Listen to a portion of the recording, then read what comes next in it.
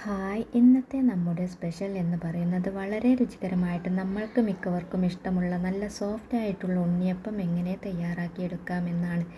നല്ല സോഫ്റ്റായിട്ടുള്ള ഉണ്ണിയപ്പം തയ്യാറാക്കിയെടുക്കാൻ എല്ലാവരും സ്കിപ്പ് ചെയ്യാതെ കണ്ടേക്കണേ. അതോടൊപ്പം വീഡിയോ ഒന്ന് ലൈക്ക് ചെയ്യാനും ചാനൽ ഇതുവരെ സബ്സ്ക്രൈബ് ചെയ്യാത്തവരാണെങ്കിൽ ഒന്ന് സബ്സ്ക്രൈബ് കൂടെ ചെയ്തേക്കണേ. ബെല്ലൈക്കണിലെ ഓൾ ഒന്ന് പ്രസ് ചെയ്യാനും മറക്കരുത്. എന്നാൽ നമുക്ക് റെസിപ്പിയിലോട്ട് പോവാം. നല്ല സോഫ്റ്റായിട്ടുള്ള ഉണ്ണിയപ്പമാണ്. നമ്മുടെ ഉണ്ണിയപ്പം തയ്യാറാക്കിയെടുക്കാൻ വേണ്ടിയിട്ട് പച്ചരി ഒന്ന് വെള്ളത്തിലിട്ട് കുതിർത്തി എടുത്തിട്ടുണ്ട്. അതായത് 250 കപ്പിൻ്റെ അളവിൽ 1.5 കപ്പ് പച്ചരിയാണ് എടുത്തിട്ടുള്ളത്. 2 മണിക്കൂറോളം വെള്ളത്തിലിട്ട് ഒന്ന് കുതിർത്തി എടുത്താൽ മതി.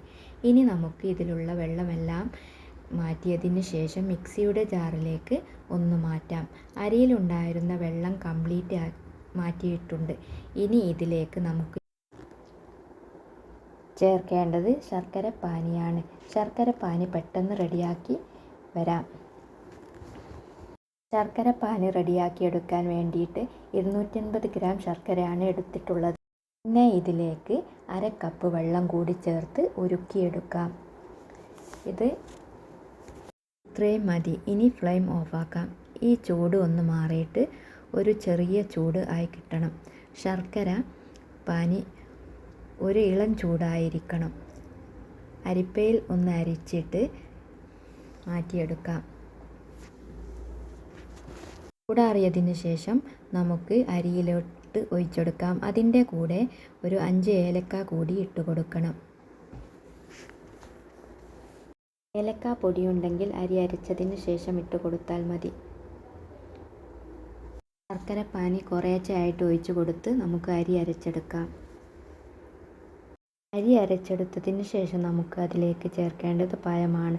3 പഴമാണ് ഞാൻ അതിലേക്ക് ചേർത്ത് കൊടുത്തത്. ചെറിയ പഴവും കൂട്ടി നല്ലതുപോലെ അരച്ചെടുക്കാം. അരച്ചെടുത്ത മാവിലേക്ക് 1 ടീസ്പൂൺ മൈദ കൂടി ചേർത്ത് കൊടുക്കാം. നല്ല സോഫ്റ്റായി കിട്ടും കേട്ടോ.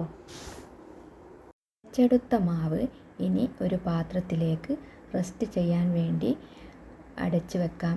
4 മണിക്കൂർ ആണ് നമുക്ക് റെസ്റ്റ് ചെയ്യാൻ വെക്കേണ്ടത്. നമുക്ക് അപ്പം ചുട്ടെടുക്കാൻ വേണ്ടി കുറച്ച് തേങ്ങാക്കൊത്ത് ഒന്ന് വറുത്തെടുക്കണം.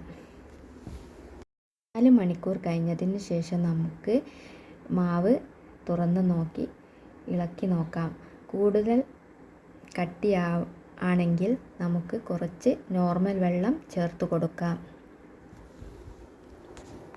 ഇതിലാണ് തേങ്ങാക്കൊത്ത് വറുത്തെടുത്തത്. വറുത്തെടുത്ത തേങ്ങാക്കൊത്ത് മാവിലേക്ക് ഒഴിച്ചു കൊടുക്കാം.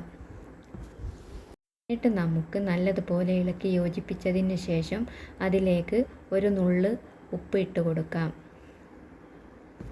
ഇനി നമുക്ക് എണ്ണ ഒഴിച്ച് അപ്പം ചുട്ടെടുക്കാം. ഒരു ഭാഗം വെന്ത് വന്നതിന് ശേഷം അപ്പം തിരിച്ചിട്ട് മറുഭാഗവും കൂടി വേവിച്ച് എണ്ണയിൽ നിന്ന് കോരി മാറ്റാം.